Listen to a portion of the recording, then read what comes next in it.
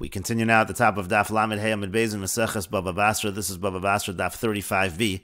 On the previous summit, the Gemara was discussing Rav Nachman's opinion. Rav Nachman's opinion is, if this person says the property belonged to my father, the other one says the property belonged to my father, nobody has more witnesses than the other, and no one has more of a chazaka than the other. So Rav Nachman says the halach is kol da olam gavar, whoever is stronger is going to prevail.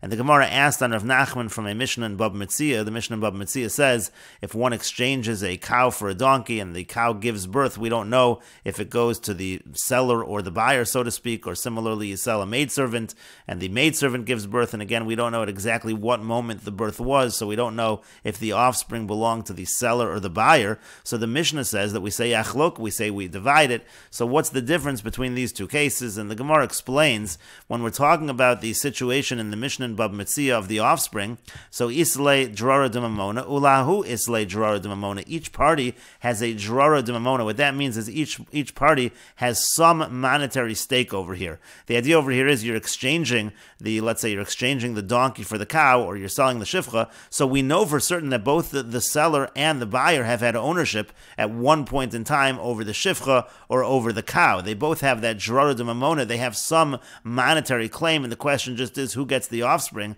So where each of them has some connection to what is being debated, to what is being argued upon, so then we say that in that situation, yachloka, we split it. But over here, meaning when we're talking about ze omer shalavosai and ze omer shalavosai, this one says the property is mine, this one says the property is mine, meaning each one says it belonged to his father. So idamar lo damar, if it belonged to this one, it doesn't belong at all to the other one. Idamar lo damar, and if it belongs to the other one, it doesn't belong at all to this one. Meaning it's either one, it's one of them and totally not the others. And so therefore in such a situation, we say kol da olam gavar, whoever is stronger is going to prevail. And the Gemara continues, Amri Nahardoi, they said in Nahardoi, V'imba echad min hashuk v'hechzik ba, if somebody would come from the marketplace and take possession of it, ein motzian osam miyad, we would not take it away from that individual. And the Rashbam explains, Imba echad min hashuk v'hechzik ba b'hach karka, meaning, in this particular land, the Yamar of Nachman called the Olam Gavar, which Rav Nachman said about it that we say called the Olam Gavar, again each one saying it belonged to their father, and we have no idea who it belonged to, we say called the Olam Gavar, whoever is stronger will prevail. So let's say on this piece of property, a third person comes along and takes it from these two, Haton and Shalavosai, these two people who say that it's their father's, each one says it's his father's, this third person comes and takes it. So the halacha is, we're not going to take it away in the court from this third person, even though he's not making any claim at all, because maybe the first two also are not really the owners. We have no idea who's the owner, so he takes possession. We're not going to take it away from him. The Tani Rabbi Chia, the Gemara continues, because Rabbi Chia taught, Gazlan shall rob him. If a person steals from the public, Lav Shemei Gazlan, that person is not called a thief. And the Rashbam explains, the Tani Rabbi Chia, because Rabbi Chia taught, Gazlan shall rob him, Vesavri Nahardoi hold, the Vegazlan ki haimairu. When we talk about a Gazlan shall rob him, it's exactly this kind of a Gazlan. Shegazlan mishnaim hachalukim bedover. He's stealing from two people who are arguing over it. Ze omer shaliu, v'ze omer shali. This one says it's mine, the other one says it's mine. That's exactly the case over here. And Lav Shemei Gazlan, that person is not called a Gazlan, meaning lachufo b'dayonim lahotzi miyadu, meaning the judges are not going to force him, they're not going to take it away from him. Masha Gazel, that which he stole in that case, because again, he essentially took it. We have no idea who he took it from, because we have no idea really who the owner is. And the Gemara continues, Rav Ashi Amar, Rav Ashi says, Liolam Shmei Gazlan, really the person is called a Gazlan. Umay lo Shmei Gazlan, what does it mean he's not a Gazlan? Shallo nitan leheshavan, there's no way to do a proper returning of the stolen object. And the Rashbam explains, Rav Ashi Amar Liolam Gazlan shall rabim Shmei Gazlan, really a Gazlan from the public is called a Gazlan. Hoel velo toin midi, because he's not making any claim. Umotziyim miyad, we would take it away from him. Umamidin osab ifnei shnaim harishonim, and we would just place whatever it is in front of the original two, sheyesh lam tainas avos, because again they have a claim that it was their father's. Umay lo shmei Gazlan to come Rabbi Chia. And what Rav Ashi is saying is, what did Rabbi Chia mean when he said, because Rabbi Chia taught this brisa that he's not considered a Gazlan, lo lahakil olav ba, that wasn't in order to be lenient on him, lepotro milashalim, to say he's exempt from paying, ela lahachmir olav. That was in order to be strict with him, the lomar, and to say the lo nitan leishavan, that you can't really possibly do a proper returning of the stolen object. Lo michbar b'hashava, you're not going to be atoned through returning it. De'eno yodeya l'miyashav, you don't really know who to return it to. And the Gemara continues at the two dots. The Mishnah said, Cheskason shalosh shana miyom liyom v'chulu. You have kinds of property where the chazaka is 3 years from day to day, meaning to say a full 3 years, then the person makes a chazaka. And the Gemara says, Amar Rabbi Abba says, Idoli lei'ihu gufei tzina depiri. Let's say the previous owner, the one who's complaining and saying that it's really his property, but let's say he lifted a basket of fruits for the person who's currently on the property, meaning he indicated through his actions that really this is the owner of the property, then la'alter have a chazaka. Then immediately it will be a chazaka because he's essentially working the field on behalf of this current owner, and therefore we know that it really does belong to this current owner, even if he hasn't been there for 3 years. Even immediately it will be a chazaka.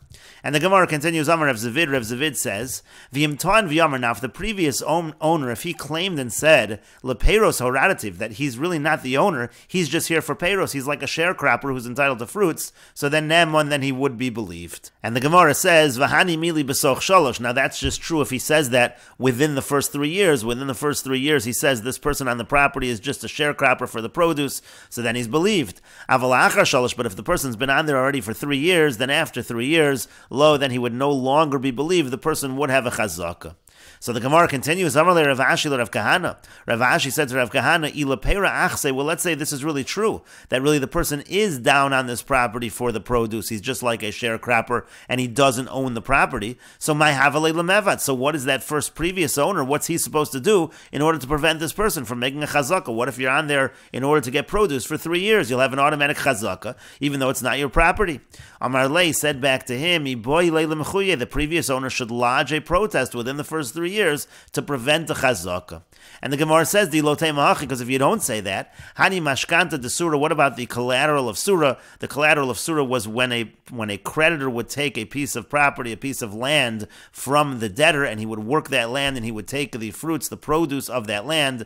We'll see the Rashbam in a moment. It says in the mashkanta de surah, the kasabu, it's written in that kind of a mashkan, it says, b'meshalim shnaya ilen, when these years are complete, tepuk arodah below kasef, then this land will go back to the owner without any money, meaning it's going to be considered that the debt is paid off through the collection of the produce. So you have the same problem in that case. If the creditor, if he hides the document which says he's taking this as a collateral, and he just says that really I bought it, and now he's been on there enough years to establish a chazaka, do you think he'll be believed over there? Do you think the Rabbanan would institute something that's going to cause this kind of a loss? Rather, you have to say that the real owner has to lodge a protest before the time that the person makes a chazaka. He has to prevent the chazaka through lodging a protest. Hachanami here also, he has to protest in this case as well. If a person is like a sharecropper, just working the field for the produce alone, that previous owner, or what we'll call the true owner, has to lodge this protest. And the Rashbam explains, Im kein ha-mashkanta de surah, v'takanta de rabbanan hava hach-mashkanta. This mashkanta de surah is an institution of the Rabbanan. Mishum dehamal v'lechaveru al sadeu, because the halacha is as follows. If a person lends money to somebody else, and the idea is that he'll take the field as collateral, asur lechol aperos mishum ribis. In a standard case, he wouldn't be able to take the produce from that field, because that would be interest. He'd be getting the produce from the field, plus he's getting the loan back when the loan comes due.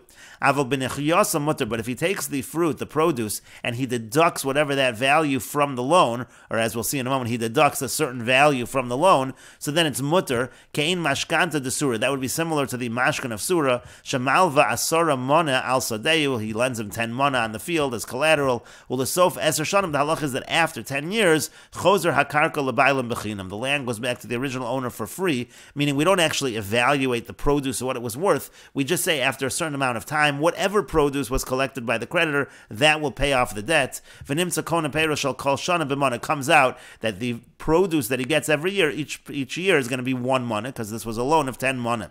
V'ein kan sad ribis. Now there's no ribis, there's no interest over here. V'afal b'shashavin ha'peiros kiflayim. Even let's say though the fruits are worth way more than the loan, they might be double the loan. Shareu karav l'schar v'karav l'hafsid. The reason it's not ribis is because he could profit, but it is possible for him to lose. Let's say the field doesn't produce enough. Shemekabel peiros shel kol shana b'mana. He's saying whatever happens, I'm going to accept that as a mana of payment, whatever produce I get each year. V'afilu b'shna shidafin. Even if you have a year where the field is not producing anything because there's something wrong in terms of the production, shelo yehu shavin peiros hashana dinar. Let's say there's a shnas shidafin, you have the field producing nothing, for example, in such a situation. So then in that situation, it's not even worth a dinar, but still that's what he's accepting. So since it's possible that he'll lose, just like it's possible that he will profit, that's not considered to be ribis. But in any case, the point is he's sitting on the land for enough years to make a chazaka. Isn't that problematic? And the answer is no. The true owner has to lodge a complaint before that chazaka is made. And the Gemara continues, Amar Rav Yehuda Amar Rav. Rav Yehuda says that Rav says, Yisrael haba machmas akum. If a Jew is coming based on a non-Jew, meaning on this piece of property to make a chazaka, we'll see the Rashbam in a moment, harehu ka'akum. He has the same status as the non-Jew. Ma'akum ein lo chazaka ela b'shtar. Just like the non-Jew does not get a chazaka, he has to produce a document. Af Yisrael haba machmas akum. So to the Jew who's coming because of the non-Jew, ein lo chazaka ela b'shtar. He's only going to get a chazaka by producing a document. Amar Rava says, Vi Amar Yisrael. Now if the Jew says, and the Rashbam explains, Yisrael haba machmas akum hareo ka'akum sada shahakol yodin sha'isa shal Yisrael. The case is as follows. You have a field that everybody knows belonged to a particular Yisrael, a particular Jew. V'yachla akum shalosh shanam o yoser, and the idol worshipper, he was on there for 3 or more years. So technically, had he been Jewish, he would have made a chazaka, but he's not Jewish, there's no chazakas, we'll see. V'toin shalo kacham mi Yisrael, and this non-Jew claims that he bought it from the Jew. V'yazal Yisrael v'kanamehu akum, and a Jew comes along and he buys it from this non-Jew. And he's also on the land long enough to establish a chazaka. Lo have a chazaka, it will not be a chazaka. Rather, the original owner of the land can come along. He could take it away from that Jew. And the Jew can go ahead and he can sue the non-Jew. He can try to claim money from the non-Jew, because essentially the first owner is saying, I never gave it to this, I never sold it to this non-Jew. So this second Jew will have to take the non-Jew to court, the Zavan Minei, because he bought it from him. And again, really we're assuming that it really may never have belonged to the non-Jew. And what is the reason for this? Even though he's been on there long enough to establish a chazaka, nevertheless, his claim is not good. The reason why that's true is it's considered like this second Jew caused his own loss. He should not have bought the land of a Jew from a non-Jew until he said to him, give me that document that proves that you bought it from the first Jew. The din chazaka les leila'akum, because there is no rule of chazaka by a non-Jew. A non-Jew requires a document.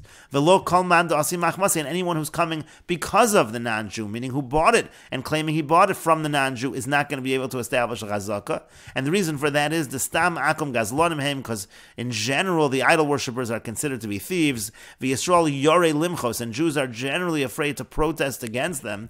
V'hilkach lo tiknu behem chazak, and therefore there is no concept of chazak over there, and that's why Yisrael haba machmas akum also does not have chazak. And we will continue with this discussion in the next video on Daf Lamed Vav Amud Aleph.